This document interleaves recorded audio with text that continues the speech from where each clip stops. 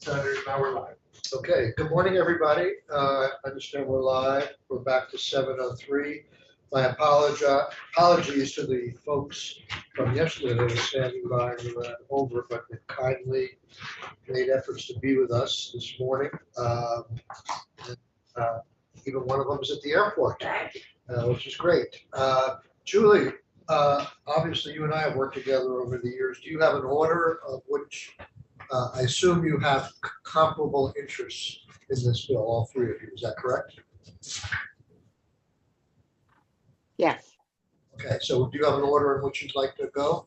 Yes, I'll go first. And then actually, I forget whether Beth or Jenna, which one is under more time constraint. Beth, next. Well, Jenna might be under more time constraints. I'm here at the gate. I'm okay for a while. Okay, then it's going to be me, Beth, and then Jenna, if that's okay. And I'll be very quick because I want to make sure that Beth doesn't miss her plane. So thank you very much for this opportunity to speak with your committee. We're speaking about H703. You will not find the language we're referring to in the bill, unfortunately, because it was dropped out from the bill in the House because there was a misconception that we had sufficient funding still in the fund. We do have funds left, but not enough to get us through the next fiscal year. And in fact, we think we need more funds. So I did send an addendum, which is the original language that had been in H703, so that you could see that. We also had one language change. If you see fit to put the language in the bill, just the last reporting requirement isn't really workable about reporting on did people take jobs because of this benefit. And it's just that it's usually people take jobs for a lot of complex reasons, and there isn't any one reason. Plus, we have many, many people hired in a year by many different staff. So that just was, other than that, we think the language is great. So let me just give you some background. Several years ago, the legislature awarded funds from the tobacco settlement to enable us to provide tuition assistance and loan repayment. The process envisioned was a collaborative process between several different agencies, and that just did not work. So last session, it was adjusted so that Vermont Care Partners could administer the funds, and the Department of Health had the contract with us. So Vermont Care Partners has worked on developing a process. We had help from VSAC, which was very kind of them, and our human resource directors put in lots of time. We used no administrative funds, and we did develop a very thorough process to distribute and manage tuition assistance and loan repayment funds. Our grant with the Department of Health was signed in October. We had all the processes ready to go in January. I think Jenna was the only one who actually got our program up and running in January. The rest of the agencies were able to get the program started in February. So that explains why the money hasn't been fully spent yet. The response, though, has been terrific. And the benefit is that each staff is enabled to receive up to $3,000 for either tuition assistance or loan repayment. It helps them address the pay differential that we have with other agencies. And I kind of skipped over the part of my testimony telling you just how bad our employment situation is because I didn't want to take the time, but we do have a 20% vacancy rate, and last year we had 30% turnover. So 50% of our staff are either new or don't exist. And we do have hundreds of people waiting for services and people with developmental disabilities and other needs who simply aren't getting the services they need. So it's very critical that we fund this program and that we find ways to keep our staff. So we've just got it launched. We think we're seeing really good results initially, and we hope that you'll see fit to help us actually both expand the program and extend the program. Expand it to include the developmental disability staff who were left out originally. But since we would no longer be depending on tobacco fund dollars, that restriction wouldn't be there. And the developmental disability staff are the staff where we have the highest turnover rates, and there is great interest among them. The other challenge with the current program, and all new programs have challenges, is that the award amount that we came up with was $3,000 per person served. And because the pay differential between our staff and the local labor markets, which includes state employees, health providers, schools, is so vast that individuals can get $10,000, $20,000, sometimes even more from taking employment elsewhere. So it's hard to lure them to stay with us with just $3,000. And the amount of debt that particularly our clinicians have is quite high. So again, 3,000 isn't making a big dent. So we would like to have a larger appropriation of $6 million, and we think that would really make a big difference. We could give larger tuition assistance loan repayments, and we'd be able to spread it to all our staff, and that would also be more equitable. So that's my quick overview. Yes. Julie, it's good to see you. Well, it's good to see all three of you. Thank you. But the 3,000, is it 3,000 a year? Yeah. So if you could make 10,000 or a year. So there is some incentive. I mean, there is more money there if an employee stays. So it's 3,000 in loan forgiveness a year. yes. If you're there, you could actually repay all your loans, hopefully over a period of time. Well, yeah. So the original appropriation was 1.5 million, and it will be gone in a matter of months. So there was a misunderstanding that since we still had some money, we didn't need any more, but it's not going to last very long. So in addition to asking for $6 million, you're asking for that to be in the base and not in one-time funding? We're aiming for one-time funding. If in the future someone sees it in their hearts to put it in the base, that would be wonderful. Right now, we're focusing on a 10% rate increase in the base. And this is a particularly difficult time in terms of the labor market. So this would be a very important time for this investment. So Julie, you're representing, when you say Vermont Care Partners, is that like the designated agencies like Howard? And Yes, it is. I'm sorry. I skipped over my introduction because I wanted to make time for Beth and Jenna.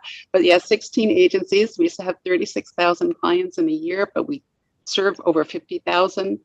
And right now, we have hundreds of people waiting for services that we can't meet their needs, and mental health needs, substance use disorders.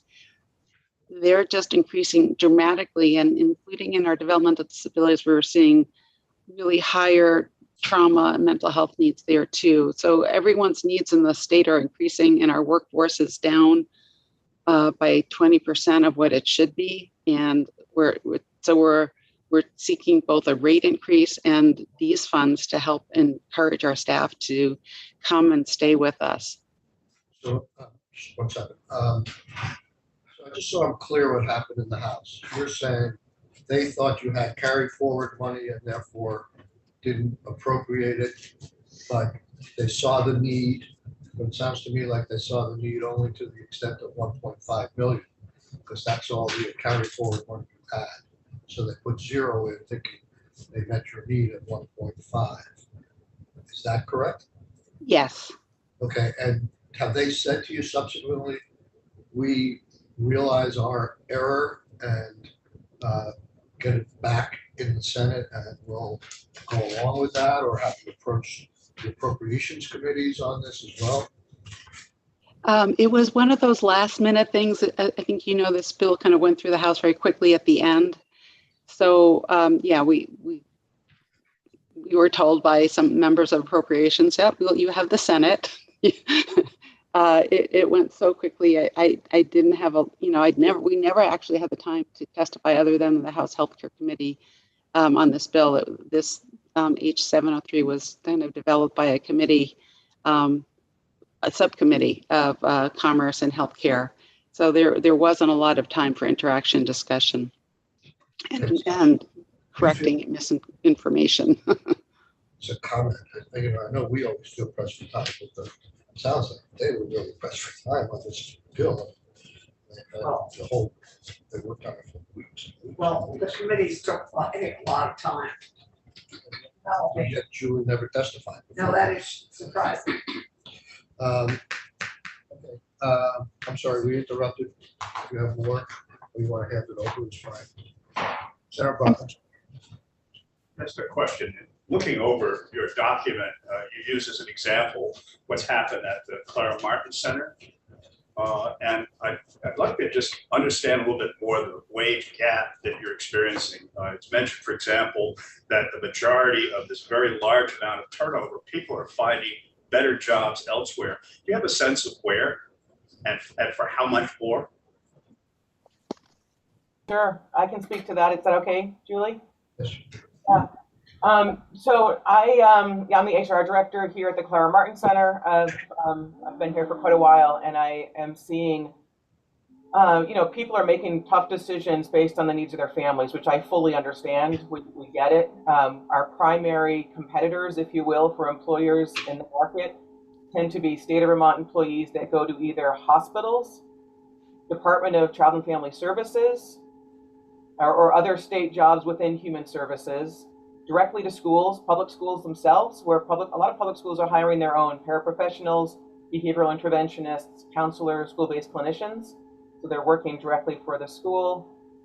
Sometimes Department of Corrections. So a variety of state of Vermont-based employers who have a very different benefit and pay structure than what we have. And in some ways, the 6 million, your question about base or one time, we're asking for one time. It would be fantastic if it were in base, and that's one of our challenges. Is we're living very much moment to moment. We don't necessarily have the promise of what a state pay structure would look like, where they can expect certain things at certain intervals or certain times. We've just not had that luxury. So we're trying to keep people here based on programs like this that start as one time, that we will try desperately to build into the long run, so they can count on it over time, and can then perhaps build a career here knowing this is something that I know I might get every year, not just this one time. And in fact, about 30% of the people I made these awards to turned it down, saying, I'm just not sure I'm going to stay here for a year because I'm looking for other places of employment that are going to pay me more, and more than $3,000 more. So that was Notice, for example, one of the examples that you mentioned here, a person left and went for another job that paid them $23,000 a year more, and that's for one position only. And right. From what I'm reading here, it seems that the main competition is other governmental agencies. It's as if we're competing with ourselves. Yeah, that was a person who we never hired. We didn't successfully hire her. We tried. We'd love to hire that person. But when we made a salary offer, she said, wow, I was expecting that it would be a cut. I had no idea it would be that much. Can you tell me a little bit about the salary structure of the designated agencies and particularly of the positions in which you're losing people? I would say that we're losing staff in every position. In developmental disabilities, they are people providing direct support services. These are very critical services to the people, and they can earn more money at McDonald's and fast food because we're paying, thanks to support from folks like Senator Sorokin, $15 an hour, but that's when McDonald's is offering $20 an hour, that hasn't worked. And Beth can speak to what decision her agency made because they had such a high vacancy rate of their direct service staff. Where clinicians are also a very difficult a job to maintain. FQHCs, schools, state, all hire at 20,000 more. And in our schools, as Jenna mentioned, again, the schools sometimes offer more than we do. It's pretty much every position, but I'd say direct support professionals, people working in developmental disabilities, clinicians, and school-based staff are probably the positions that are the most difficult, but it is pretty much pervasive. We have wonderful staff, and they usually on their way out, they say, I'm so sorry, I love this job. I just can't afford to keep going on this salary. And it's based upon our rates that are paid by state government. This is what's available to us. We have not been getting regular increases like state government has or schools have. we're really kind of the last thought in that budgeting process. The state has some processes to determine how to adequately fund mental health professionals that work privately. And this year they got a 17% rate increase. And they don't have all the paperwork and documentation requirements that our staff have. So that's the second reason our staff leaves. One, the pay that, and literally some are now more leaving now for private practice because the pay differential has grown greater.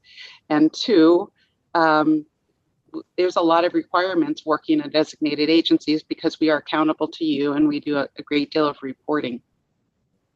What's the lowest rate of pay that people in your agencies receive? What's the lowest pay scale?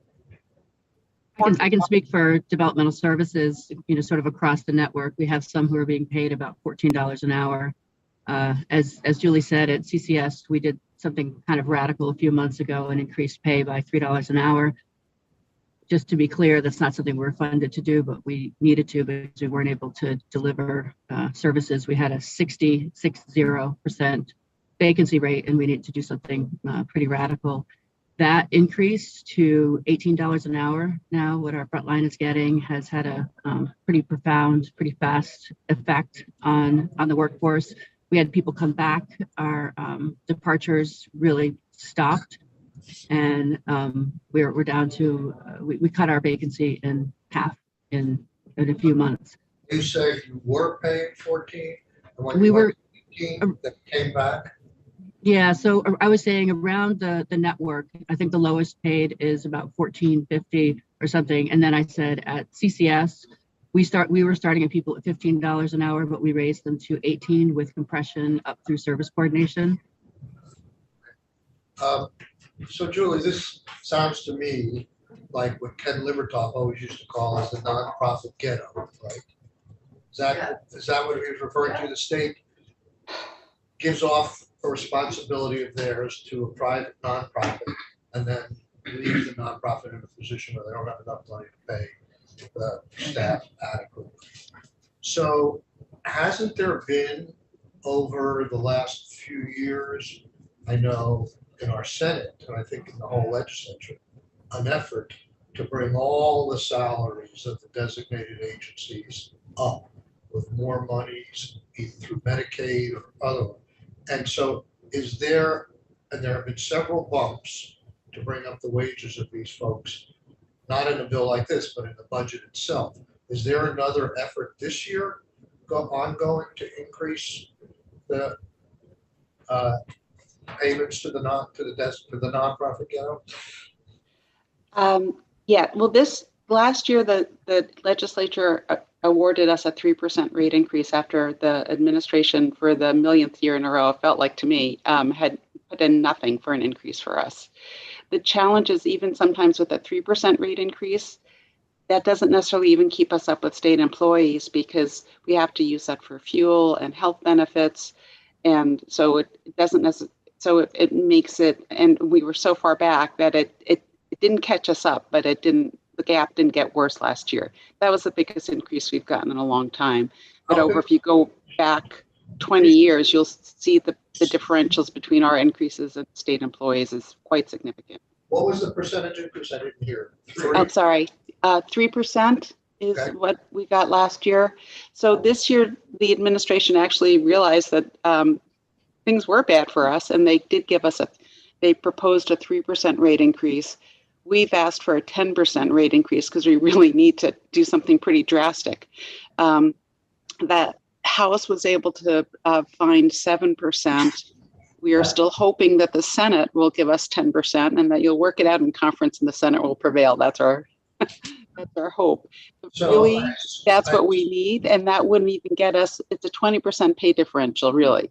So a 10% would get us halfway there. It wouldn't equalize our salaries, but it would put us in the ballpark, and the people who just love working at designated agencies could stay and people could come, and we would be doing better. It would not bring us up to the level. And we are asking in H-153, a separate bill, and I know it passed out of Senate Health and Welfare, that the administration actually be required to look at what rate they should pay for us. We want rate setting. We want them to say, here are your costs. This is what the payment should be. We've never had that. This is a second attempt. There was language passed a few years ago, and somehow the administration interpreted it to not be a must. So this language this year is stronger, saying, no, you really shall evaluate what you pay them. But in the interim, people are hurting because we're not providing the services they need. And I know that Beth has expressed concern about the health and safety of the people in her care because of the staff turnover and the vacancies.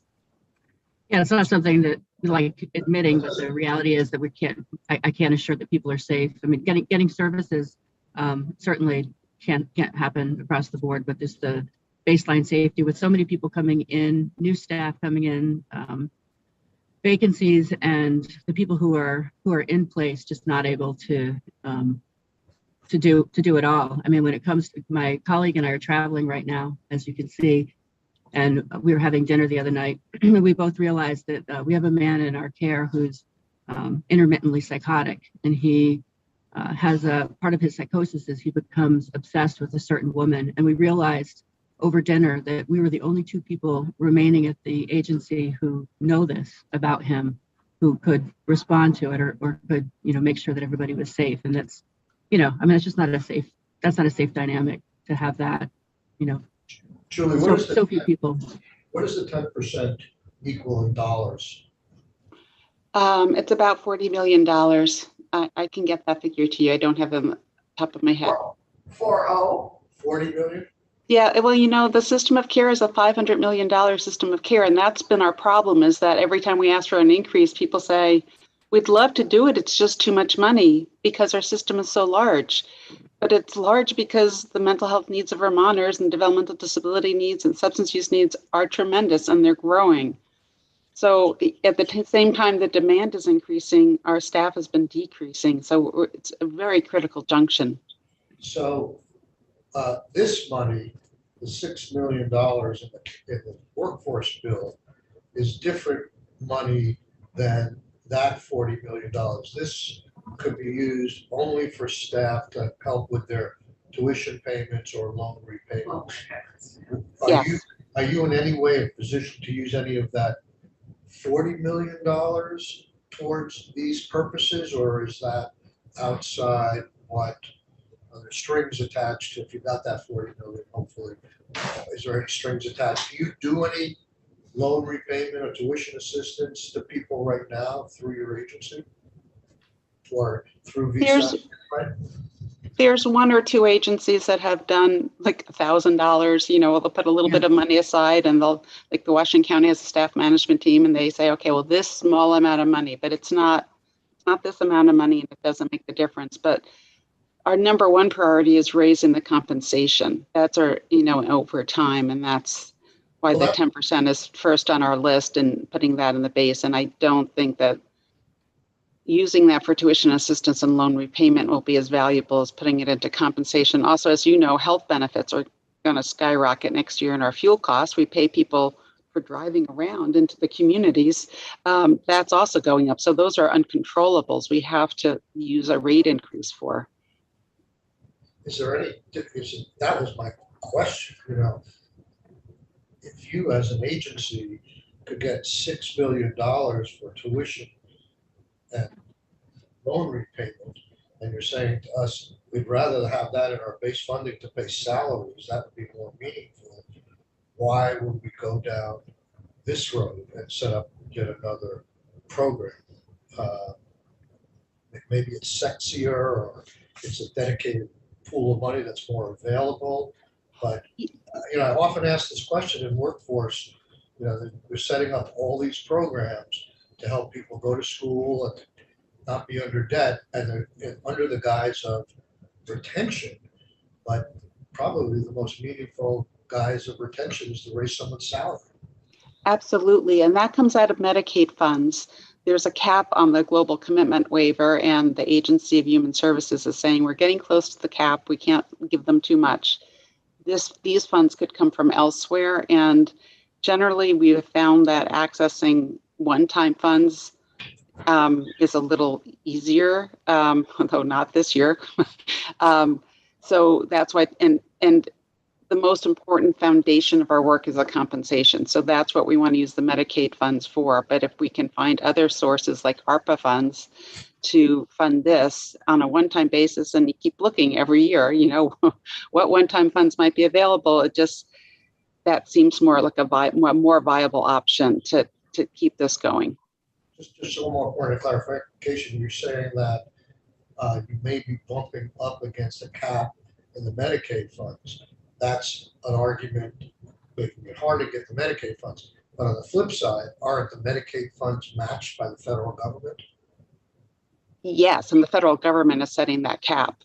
So to the extent the cap, you're getting twice as much money if you put it into reimbursement versus putting it into a loan forgiveness program. That's true, but the ARPA monies are all federal too. That's 100% federal. Right, that's true. So just to tag on to Michael's question, Julie, what I thought I heard you say is that this 10% increase that you're asking for in the budget, which we're hoping for the Senate will deliver, still only gets you halfway where you'd like to be. So I think the point is this is a different pot of money, and B, it's an additional sweetener, and it's not a new program, right? It's an ongoing program. We just got it started. So we're very excited, and we don't want to waste all that energy and have it end in a matter of months. So we're not setting it up in this bill, we're just reinforcing it. Correct. I think is, in all fairness, we're not setting it up. And also Yes. hoping to make sure that developmental services is included in it this time for the last round DS. It wasn't within the scope. Right, So somebody who worked with a DD person couldn't get right. forgiveness, and somebody who worked with a mental health client could. That's right. That's Yes, and you think about a comprehensive agency with a range of services to have, you know, a large section of the staff, sorry, we've got this new benefit, you're not eligible. That's not really good for staff morale. Anything else? Senator Ron. I'm sorry if I missed this. I just want to make sure if there's somewhere that there's a list of the Vermont Care Partners. I mean, I know Mark Redmond at Spectrum has been saying the same thing, and you know, we have a lot of agencies that fill in gaps. I don't know who's counted and what bucket. 16. There's 16 in this group, and Redmond is part of it. Okay, great. And there is there a Isn't list Spectrum part of it? No. Okay. No. But it's the designated agency for Chittenden County is Howard. SPAD. Is Howard Center. Howard Yeah, Center. we're the Howard Center. We're the specialized service agency in Chittenden County. Right. We're the bonus agency. Yeah, I'm sorry. I skipped over the introduction because I did want to give Jenna and Beth some time to speak, but I can send you all some very basic information on Vermont Care Partners and our provider network. There's 16 agencies. 11 agencies are designated to be the safety net for their communities, which is now fraying. And then we have specialized service agencies like Beth who have a special role within the service and provide a unique services to people who choose them. And that would include Northeast Family Institute in Burlington area that also has schools in other locations, as well as developmental disability agencies scattered around the state like Families First and Lincoln Street Incorporated. Right, but the number of clients you represent, 36,000 Vermonters, is astonishing. And to go back to Michael's earlier point about a nonprofit ghetto that the state creates and then doesn't fund, it's just, it funds itself, but because you're both a creature of the state, but yet not state, you're sort of orphaned and always pleading at the back door. Exactly. Yeah, I don't want to pit anybody against each other. I just was trying to understand who this would help and who's still, Right. you know, they're just, we are, when you look at, you know, the price of eggs going up and just inflation in general and people having no backstop, you know, nothing to stop them from sliding into deeper poverty. this is all very compelling. So Yeah. I'm just trying to figure out who's still left out of this conversation. I think one of the differences is most of our organizations are 90 to 95% Medicaid funded, or Medicaid and some Medicare funded. So it's, there's the mix, the payer mix is different, I think, than other organizations. Not that, Medicaid payments need to be increased across the board, but for those of us who rely exclusively on it, it's pretty significant. Yeah. Yeah, and that sets us off from other healthcare providers that do have some private pay, Medicare, and like a home health agency is more able to fundraise. Spectrum gets half of their funding from fundraising. Yeah. Beth has worked really hard at it, but it seems to be a lot harder for our agencies to do fundraising and find other funding sources. So we can't cost shift. So the low Medicaid rates really impact us very significantly. That's helpful. Right. Could I- Yeah, I know, I watch HCRS's fundraising attempts, and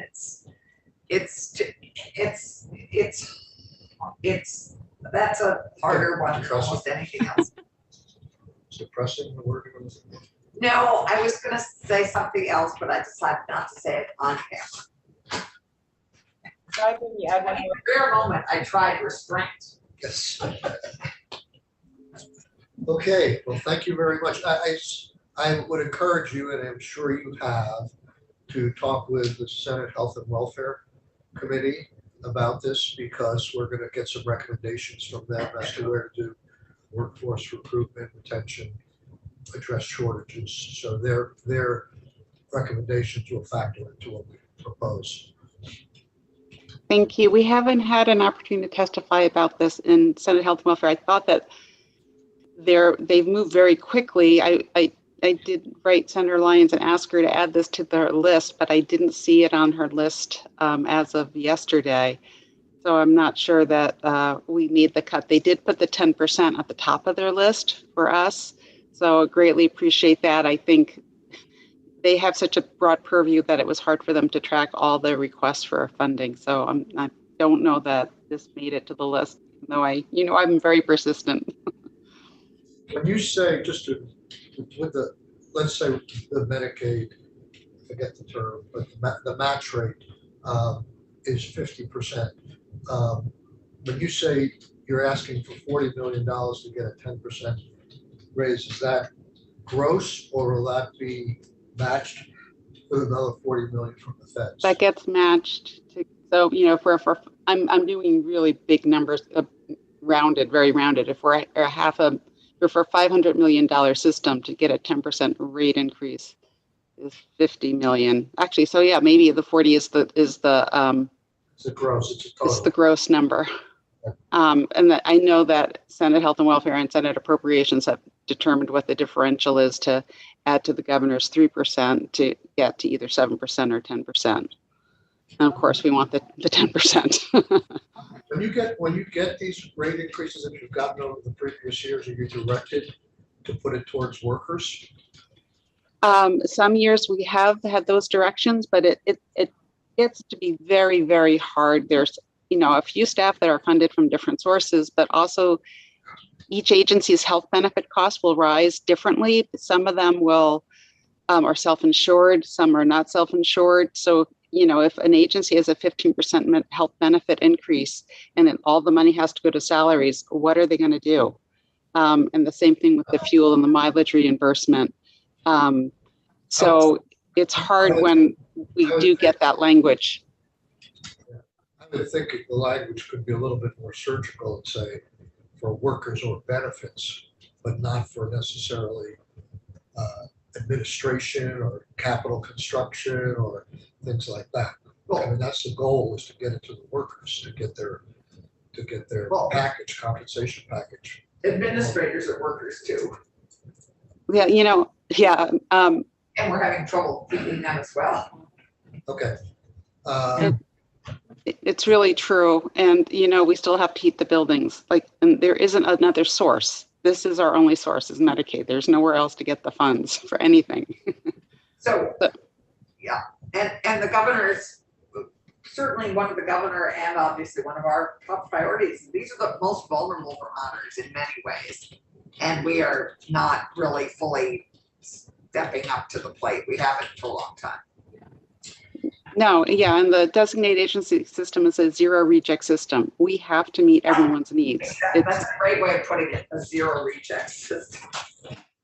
So, Again, I don't want to sort of give you a false choice, but we are looking at sort of 3-year timelines for certain funds, or, you know, just how to create sustainable paths forward with one-time funds that can generate growth. And I wonder if it's really been kind of 0 or, you know, 10%, or there's more of a change where you, like, it would be a more reasonable increase every year.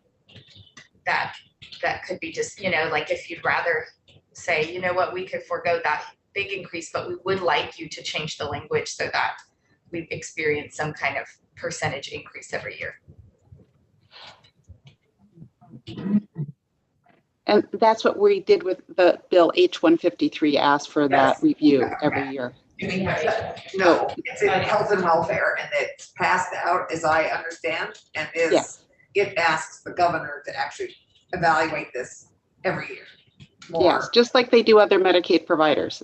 We're asking to be put on an equal playing field and evaluated similar ways. Okay, so there's a both and out there, that there needs to be a big jump and then a different reconsideration every year so that this doesn't happen again.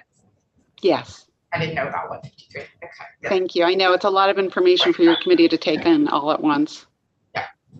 Yeah. I've got to run. thank you very much. Thank you. Thank you. Thank you. Safe travels, Beth. Thanks. Okay, you all done with all of us? Well, we're never done with you, Julie, but I'll stay.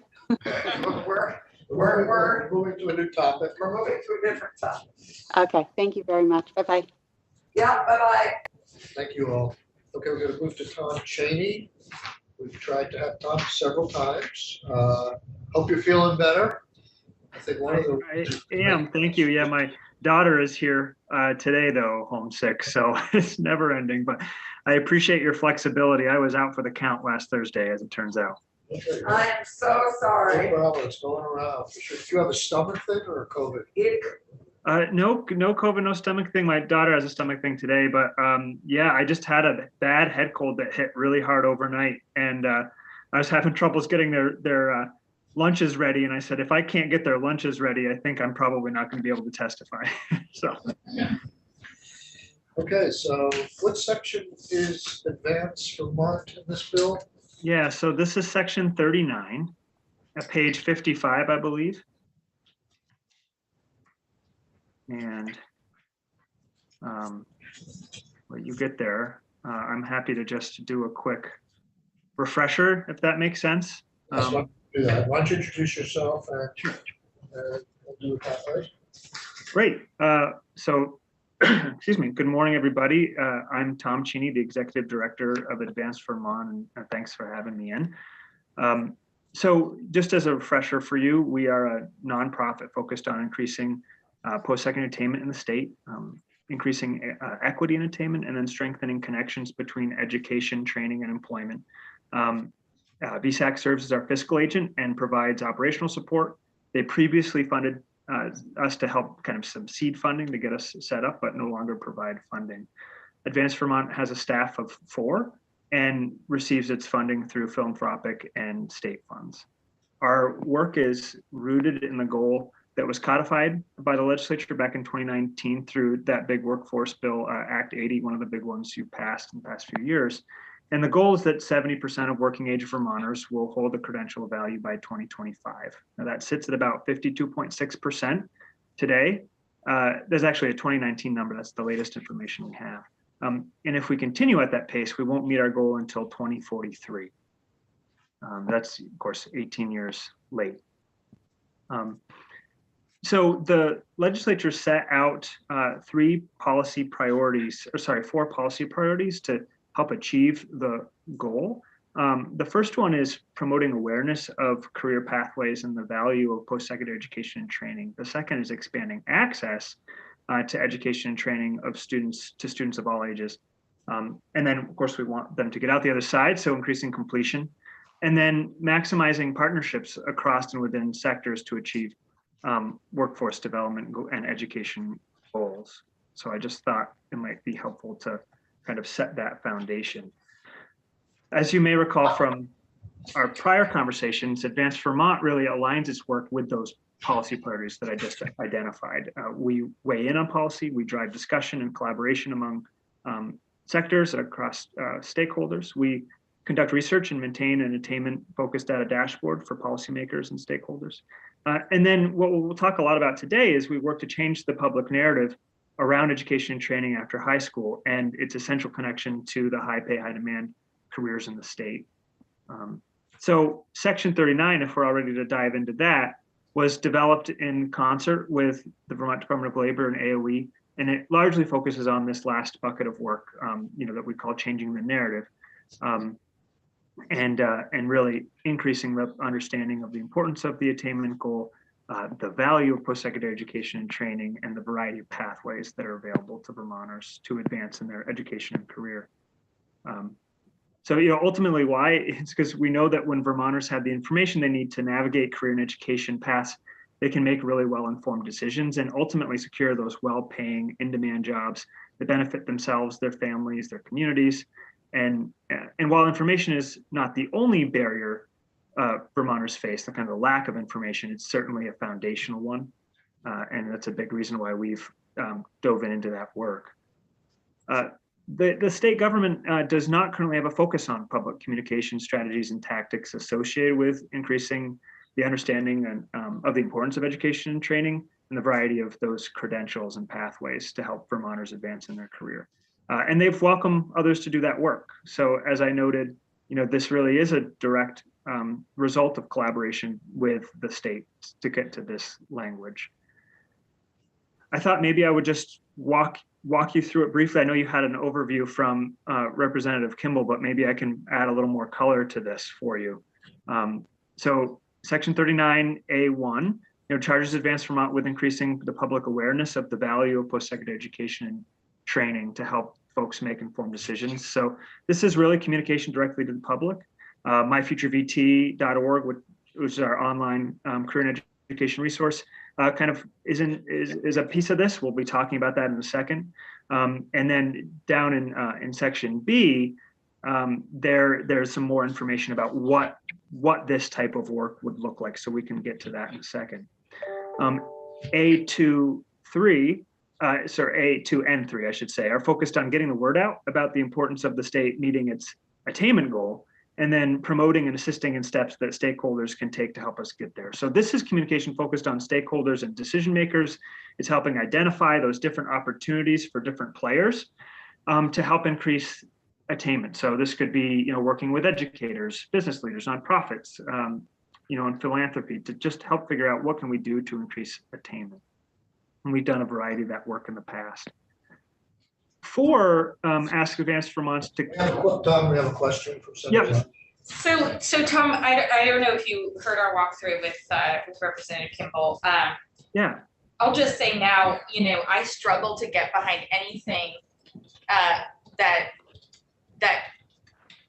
calls something a credential of value. I think we're in danger of making the same mistake we have with STEM and STEAM and all kinds of other things, of using a trendy term to devalue the pursuit of all forms of education. And I think we have to be much clearer, about, what we mean. I don't think I can vote for something that codifies credential of value in our language. I don't think that's an appropriate term. Well, it's already been codified. In statute. But we don't have a definition. Advancement. Yeah. But the understanding of it is that it's an industry recognized credential. That an industry recognized credential is very different than a credential of value. And because an industry recognizes it, is that the only thing of value?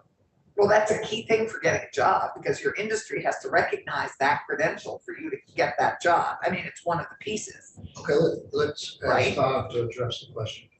Yeah, I'm happy to, and I did see that, Senator Rahm, and and so I was prepared for this because I think it's a really good point, right? We have to make sure that what we're doing here is demonstrating the potential of all various credentials to improve people's lives, to improve their career opportunities, right? And so we have to be purposeful about our words. And so states use different terms. Sometimes they say credential of value, sometimes it's a meaningful credential, sometimes it is just sticking with industry recognized credential, which does have a very specific meaning, to your point around industry too. So there is no perfect term. And I wouldn't say that Advance Vermont advocates for one or the other, but what we do advocate for is being able to say, what we shouldn't be doing is saying degree and non-degree.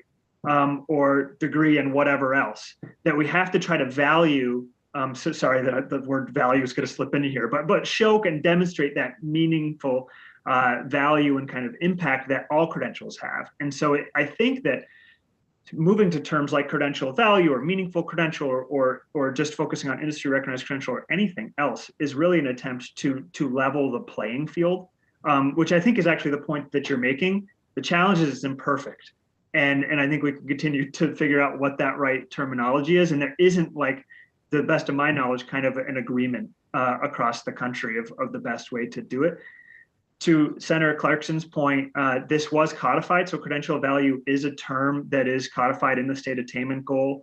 And it is part of the goal is in the goal text. It actually says that'll be defined by the State Workforce Development Board. They have a subcommittee that has been stagnant throughout the pandemic, but is looking to get its feet back underneath itself and to fully define what a credential of value is. There was a subcommittee to create a subcommittee, I sometimes call it, of the State Workforce Development Board that did offer an initial draft that I think that the department and the State Workforce Development Board are kind of working off of.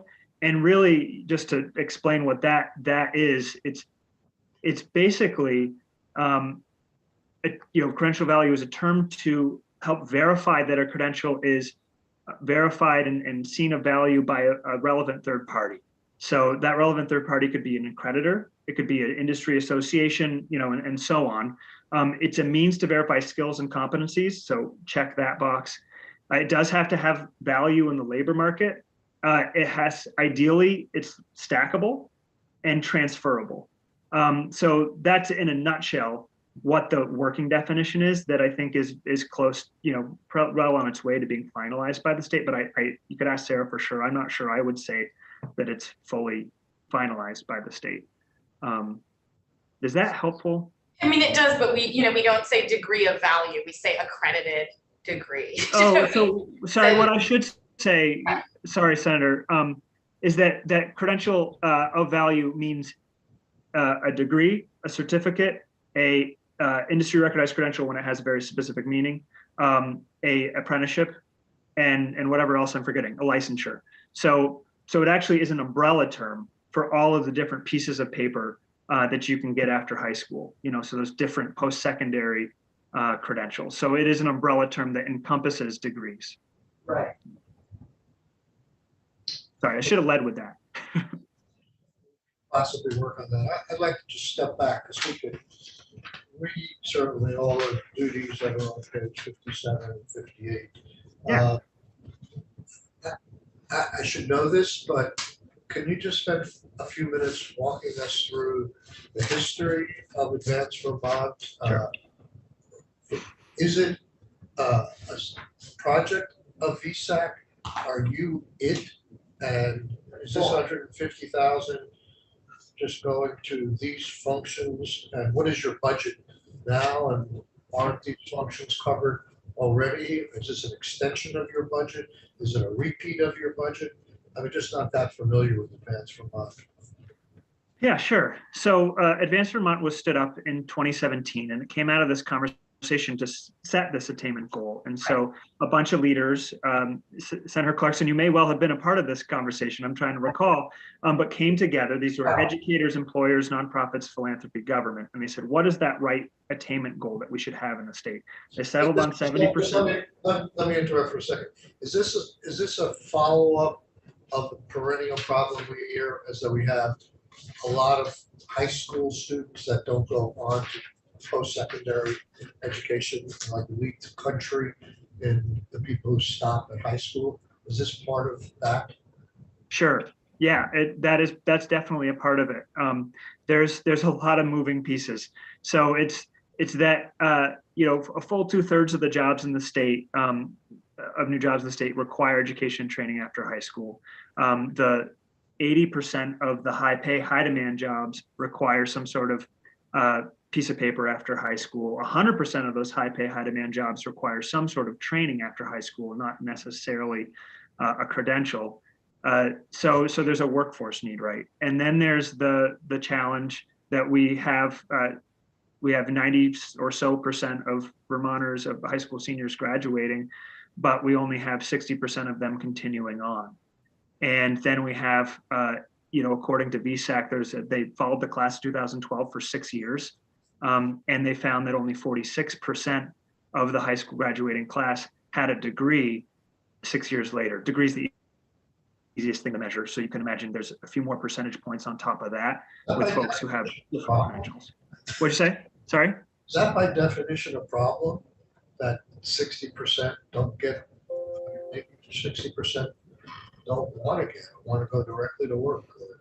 I mean, I don't know. I guess in today's society, maybe that is a big problem. Yeah, when you see that that 2/3 of the jobs in the state require education and training after high school, and you're only graduating or continuing on 60%, and less than half of that graduating class at the end of the day has a credential. That's a problem. We're not meeting that workforce demand. The other thing is that we know that education and training after high school, whatever form it is, provides much better salaries and all that comes with that, better quality of life. So there's a real equity piece here, economic equity and economic security piece that goes with education and training after high school. We know that the state coffers are improved when we have folks when we have higher levels of attainment, because they are likely higher earners and able to contribute more through their income tax, perhaps buying property, et cetera. And then, of course, there's the community benefit, the civic benefit of folks who are better educated, are more likely to have the time, space, and capacity to participate in their community in whatever form that might be. So there's a lot of reasons why states set these attainment goals and why we try to strive for them. So that was really the driving factors as to why Vermont set a attainment goal. And remind us what the attainment goal is by 2025, that we're still on. 70%, and we're at 52.6%. So the gap we have, if we continue at our current pace, we won't meet it until about 18 years too late. Right. Yeah. So I interrupted you, but could you just go back to the history of where Advanced Vermont started, with how it started, but what has done over the last 5 years? So we set the goal, and folks, that we've had a lot of attainment goals over the last 20, 30 years. They're set sometimes in statute. They're sometimes set on these big higher ed compacts and different things that come out. And so they said, we've done this before. We've seen this rodeo. How can we actually ensure that we're making progress and hopefully meeting this goal? And so stakeholders around the room said, well, can we actually stand up an organization? And so there was some seed money from the Lumina Foundation that helped to stand up Advance Vermont. VSAC said, hey, we'll host Advance Vermont. We'll also provide it with some seed funding. And so we're still at VSAC. We are, they're our fiscal agent, they're our backbone support, but we're no longer receiving funding from them. And we have a staff of 4 currently. Last year, we received $350,000 from the state and state of one-time funds through the appropriations bill. and have been able to put those funds to really good use to help build out our team to execute My Future VT, which we're happy to talk more about, and our credential transparency work was really building a credential database for the state, and has allowed us to have that capacity. Our budget is, it fluctuates from year to year based on the funds that we have. But given our staff of 4 and the dollars we're trying to, to use through developing the website and also marketing the website, we're in the neighborhood of $500,000 or so, give or take. And those funds, come, like I said, come from a variety of places, including the state. We do have a contract with Voc Rehab, and we also, which is now Hireability Vermont, of course, and we also, do a lot of philanthropic fundraising. Senator I think that Broadcast, answers it. before you mentioned you have a contract with Voc Rehab. Does that mean you folks do some hands-on work with individual students? Yeah, thanks for that question, because I remember you asked that question of Representative Kimball, and it may make sense for me to quickly go a little higher level. First, I'll answer that question really directly before I lose sight of it. But our contract with Hireability Vermont is around, they went out and said, we need a tool to a career and education resource, online career and education resource. We want to use that with our consumers. I believe they call their clients consumers.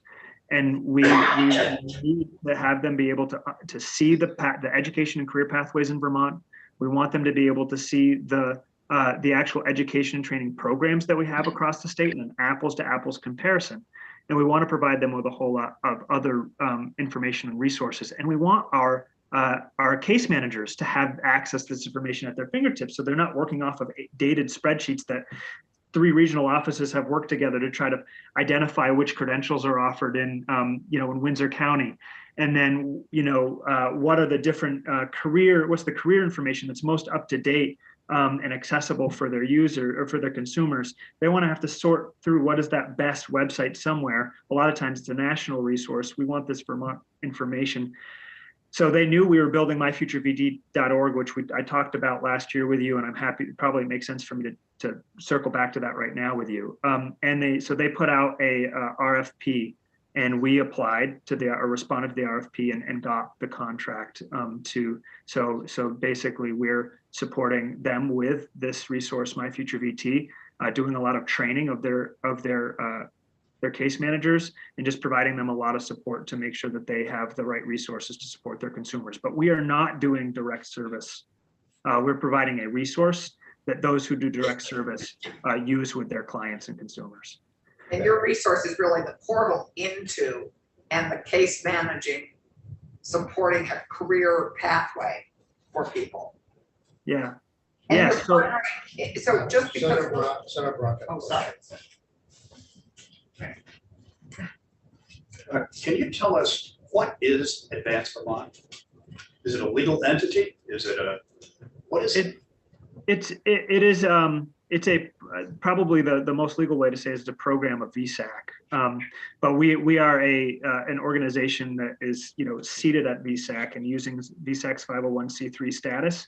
But we are our own standalone externally facing organization. Is it a legal entity of any kind? We're under VSAC's legal entity. Yeah. Well, I know you can be a fiscal agent for someone who has not been a registered nonprofit as yet, but yeah. Typically you would be in effect your own entity. You mentioned that you've got contracts. Who's the contract with? In other words, yeah, it's as the contractor. VSAC signs that contract. So VSAC is the entity, not Advance Vermont does not exist as a legal entity? Yes, that's right.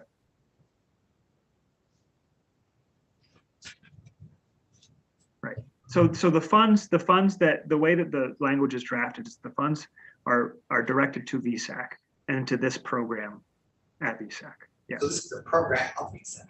Yeah, the legal, yeah. Are you an employee of VSAC then? Yes. People who work for you? Yeah, my understanding is this is often how this works when you have not always, right, to your point, but this can work how it works when you have an arrangement like this. So you are technically an employee of the backbone organization, but may have, be structured differently in terms of the way that you operate within that organization. So the question, could I have a follow-up? Yeah, I was just, and maybe Tom wants to take us somewhere else first, but I wanna, because I think we're concerned in this bill with a bunch of duplicative services, and I wanted you to touch on how you're not duplicative and how you're working with AOE and VDOL together, and how each of you are serving in a coordinated capacity rather than a duplicative one. Yeah. That's, I think, very important for us to understand. Yeah, that's incredibly important. And as we were founded, a big part of the work was to say, hey, we need to increase attainment in the state. What we need to do is work better together to do that. And perhaps there's an entity that can help us kind of bring folks together, increase our collaboration, and move forward together united. And so that is part of the work that we try to do at Advance Vermont. And so it's incredibly important to us that we are not duplicating anybody's work, and that we're staying really coordinated. We're really finding the gaps and those opportunities where another entity can step in and help. And so that's why we ended up, with My Future VT as an example, why we're doing this credential database. And so we have worked with the Vermont Department of Labor and Agency of Education quite a bit since our founding. But really in this space, as I said before, they've acknowledged that Advance Vermont is doing work that they simply do not do, nor do they have the capacity to do. And so that work in particular is around the kind of public-facing communications to let Vermonters know about what those pathways are, the importance of education and training after high school. They're very focused on the service delivery piece, with Vermont Department of Labor in particular, and AOE obviously was supporting school districts and educators. And so we really have stepped into this role of helping to communicate directly to the public, because ultimately, if you do not have this understanding and kind of creating this culture, sometimes I call it a post-secondary going culture. If we don't create that expectation within our schools and within our communities and within our young people and even our mid-career workers, that education and training is essential to gaining, strong, gainful employment that's going to help you live a fulfilling life, that we're missing it, because we could build the best education and training programs, but if we don't have the demand for them, then we're not going to get people in there. If we don't have those people in those programs with those gaining those skills, then we don't have the workforce we need. So this public communications is really foundational, and they have embraced that. And so we, throughout this bill or this provision, we're very specific to call out places for collaboration with the state. In many cases, I think it's almost in every line, and also to ensure that we're meeting with each other and reporting to each other on progress. Does that cover your question? Thanks. Tom, the duties that are set forth in this bill, are they things you're doing already, or in the absence of this 150,000, you won't be able to do that? Both, I would say. So we are doing many of these things already, but they need to be sustained and expanded. So that's what this bill does. So this bill would sustain and expand this. It also, I think, kind of codifies the relationship and the duties vis-a-vis us and Department of Labor and Agency of Education. So, when we look at a couple of these things, the two of the big things that stand out are, it charges us to maintain, it's not named here, but maintain My Future VT. So My Future VT is the career and education resource that we have. It's myfuturevt.org. And in that resource, we're, allowing Vermonters to come in and explore careers in Vermont and there's very many. We're adding actually about 500 careers to a careers database. Vermonters can see the broad spectrum of careers we have in the state and connected to different resources that'll help them explore their careers. They learn about the different types of credentials. They actually have a credential database that I'll talk about in a second, where you can search for credential bearing programs in the state and how they're connected directly to careers in the state. And that's a really big deal. And then the last piece is we want to connect people with the real life resources and support services that can help them access their education and career goals, or attain those education and career goals. So we have a whole nother database on the site that connects people to different resources, and we have it's very filterable and searchable. You could say, hi, I'm a person of color, I'm LGBTQIA, I am an older Vermonter, or I'm a younger Vermonter, and we help connect folks with the types of resources that might help them, because we know that a website is helpful, but it's not necessarily that people connection that you need to make progress. And so we want people to know about the very many resources that are available too. So that's kind of My Future VT in a nutshell. That resource is up, it's live, it's been live for about 11 months. We've surpassed our first year goal of 10,000 users, and it's on track by 12 months to reach 16 to 17,000 users. So we are well ahead of our target, and we're really impressed and proud with the reach that it's had so far. I'll just say, connected with that, and back to a question that you asked earlier, Senator Sorokin, in this bill calls out the outreach efforts that we do. And so some of these outreach efforts are actually going into schools, going into association meetings, but basically reaching whether it's potential users or people we call navigators, who are those school counselors, employment counselors, family members, mentors, coaches. Sometimes I've heard them called cultural brokers. We call them navigators, but these are the folks who are, are supporting career and education seekers along their journey. We've got to make sure that they know, but not just about My Future VT, about the best practices to support their career and education seekers. So that is something that is specifically called out in this bill. It's something that we've already begun to do, and this bill would really allow us to dig into that work.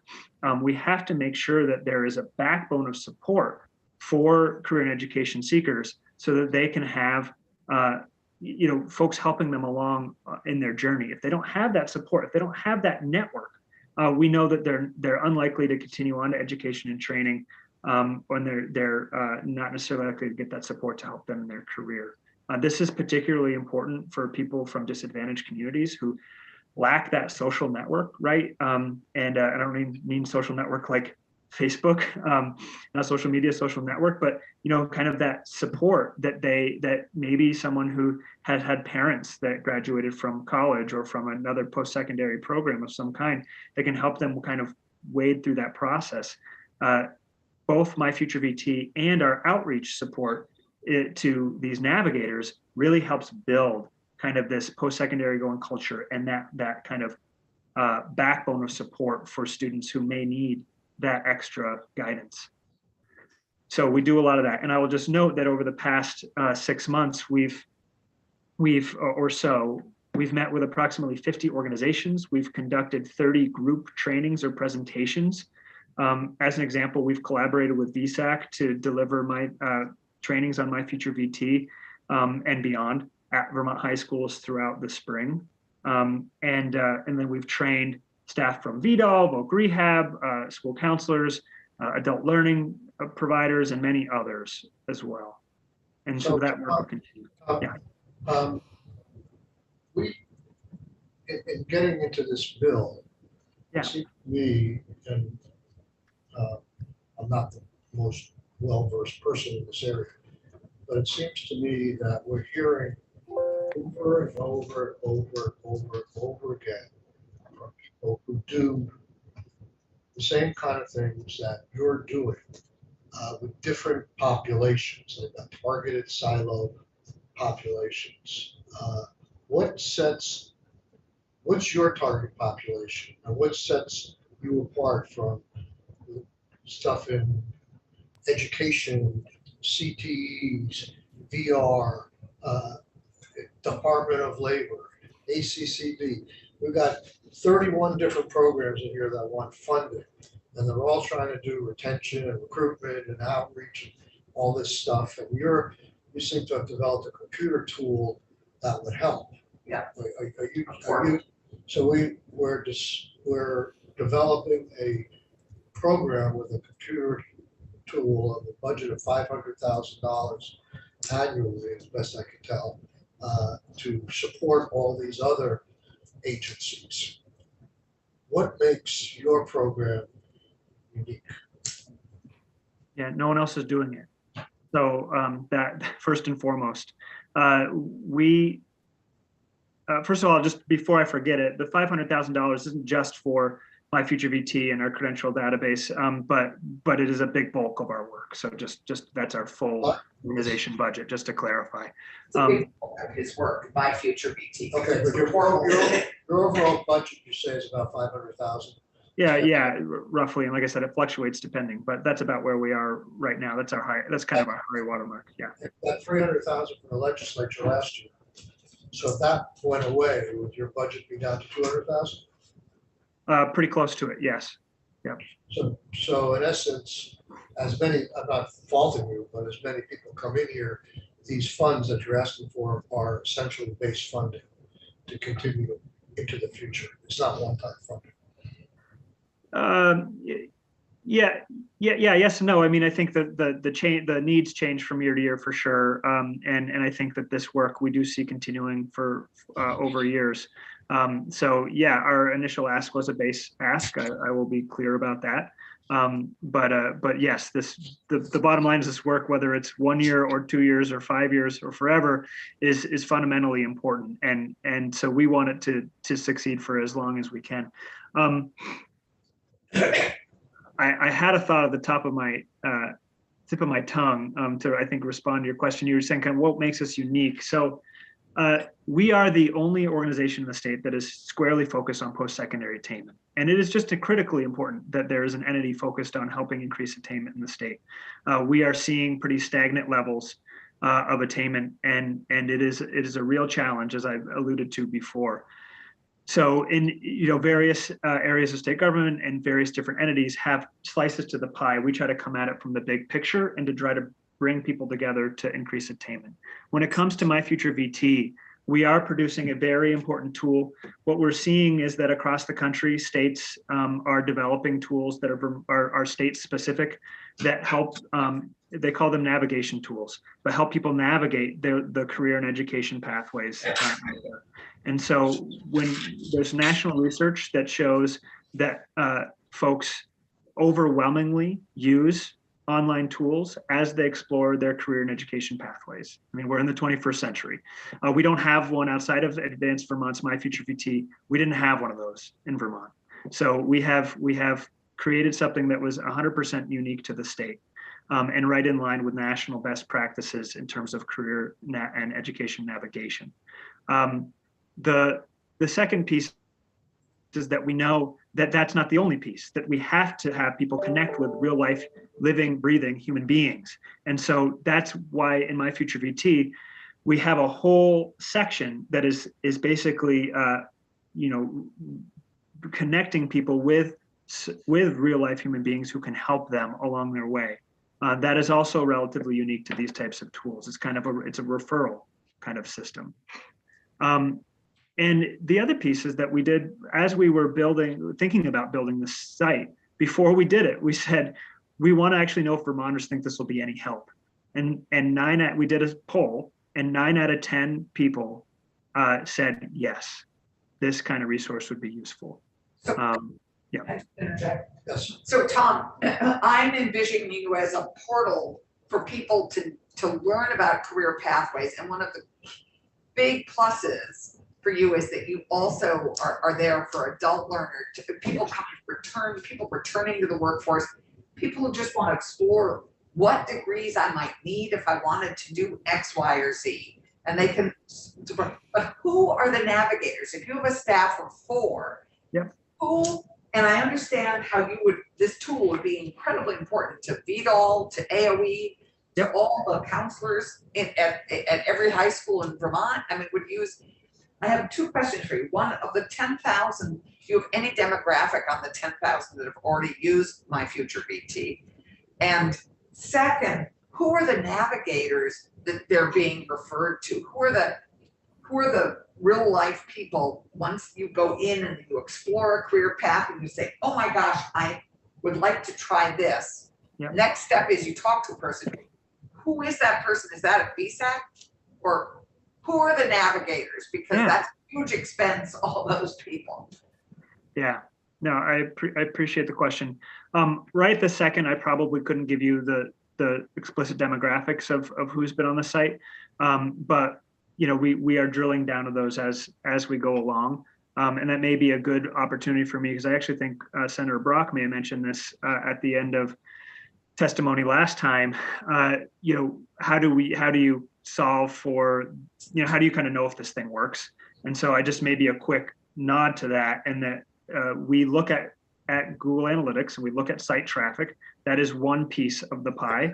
And we dive into that on a regular basis. And I'm happy to get you some more Senator Clarkson on the demographics that we've been able to uncover so far.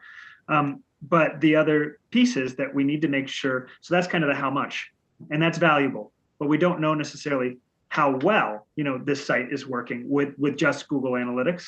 And we certainly, you know, don't know if they're better off, you know, if you're kind of using an RBA model, which we like to use at Advanced Vermont. So we are knee deep into, you know, now that we're about 1 year of the site being live, really taking a step back and saying, okay, how you know, how well is this work going, and is anybody better off? Now I heard Representative Kimball say, you know, there's a tail on this, right? You know, we may not see attainment rates go up after 1 year, but what we can do is we're going to work with a professional to help us really get that qualitative feedback in terms of how is the site working. So I just wanted to make sure that I acknowledge that, because I think it was a really good question, and wanted to note that we are all over trying to make sure that the site works well for everybody that that is using it, and that we're well underway in that work. So who are the navigators? So the navigators, sorry, thanks for letting me take you on that tangent. The navigators are, you know, you already named the navigators. And so I pulled up our career and education resource database. So our support service database, really. And so I'm going to just list a few. There's the Vermont Department of Labor, of course. There's adult literacy programs. So we have all of the adult literacy programs in the state listed. VSAC, Higher Ability Vermont, Associations of Africans Living in Vermont, Vermont Works for Women, VABER, so the Vermont Association of Business and Industry Rehabilitation. Living Proof Mentoring is a BIPOC mentoring group. So what you're saying is that once they explore a career path and look at what the credentials are that they may have to get to attain that goal, the site takes them to the organization that provides the navigators, that they're navigators embedded basically in all the programs that we're reading about in here, and that this is the director to those programs. Yes, that's right. So this is the portal and the director of the traffic. That's what, yes, that it is. Thank you for teasing me out onto that. I think it's right on. We provide information so that people can get started, and they can come at it and say, hey, I'm really interested in this education path, or I'm really interested in this career path, or I don't know where to begin. And so they can start in either of those 2 buckets. And we hope that they end up on this 3rd bucket around where, okay, now I have a sense of what I want to do. Who's going to help me? And so that's exactly what we do here. So on this particular section of the site, like I said, you can search it by identity. So you can narrow down our many resources to a small bucket that may best fit your needs. And then you can kind of click through, and we made it very, very high level information so that folks don't get overwhelmed by it. So they can say, this is what Hireability Vermont does. Here's how they can help me. And then a link to their the most relevant page on their website, or to a telephone number, or to an email address that will get people directly connected to those people. And our vision over the long haul would be to make that an even warmer handoff with those different support service providers. So is the number one navigator, is it high school guidance counselors? They're a huge one. I wouldn't.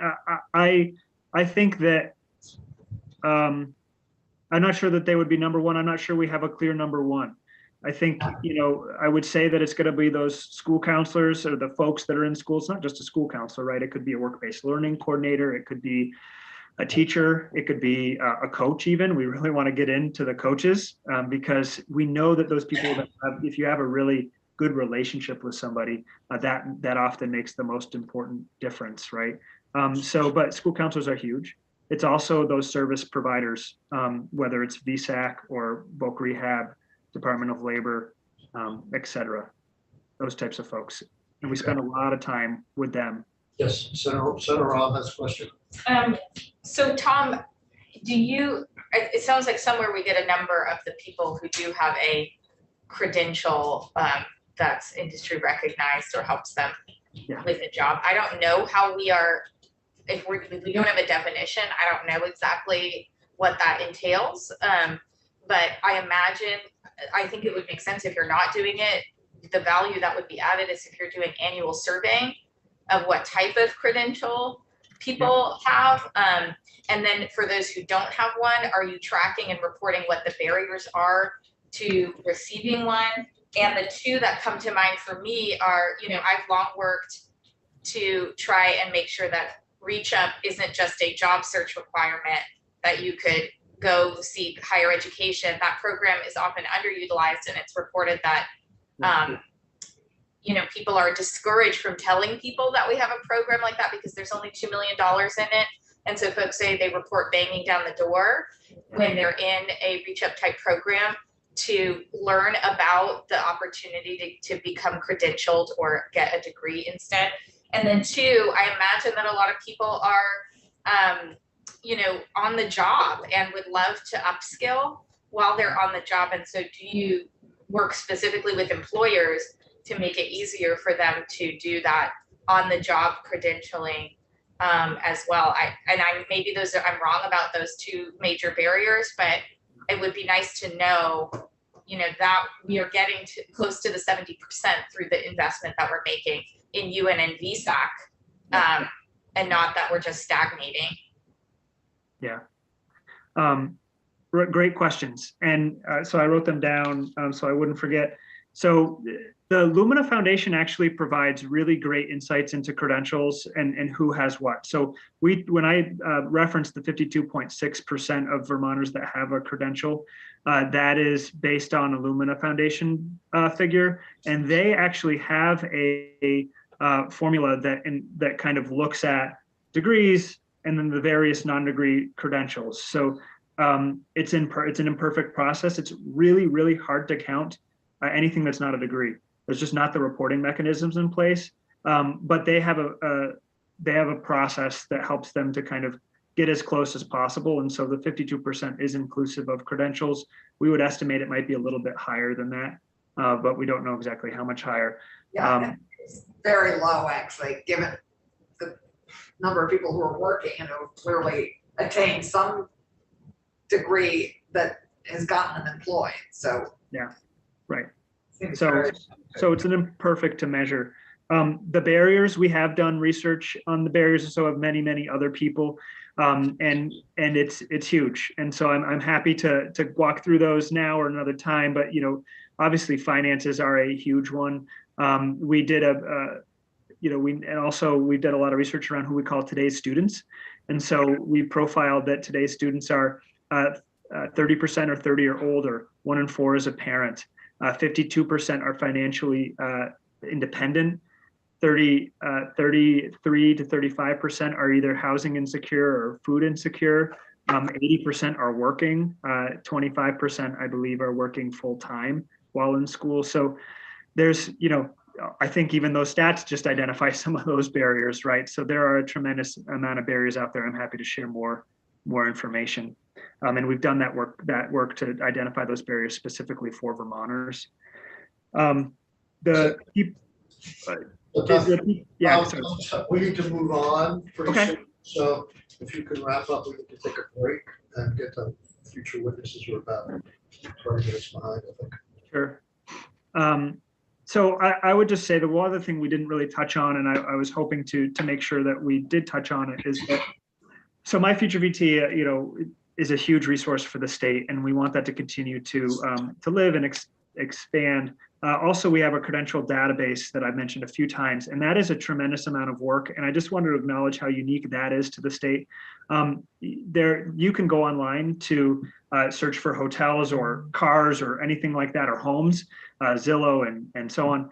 You can't do that outside of My Future VT with with education and training programs. And that to me seems like a fundamental problem.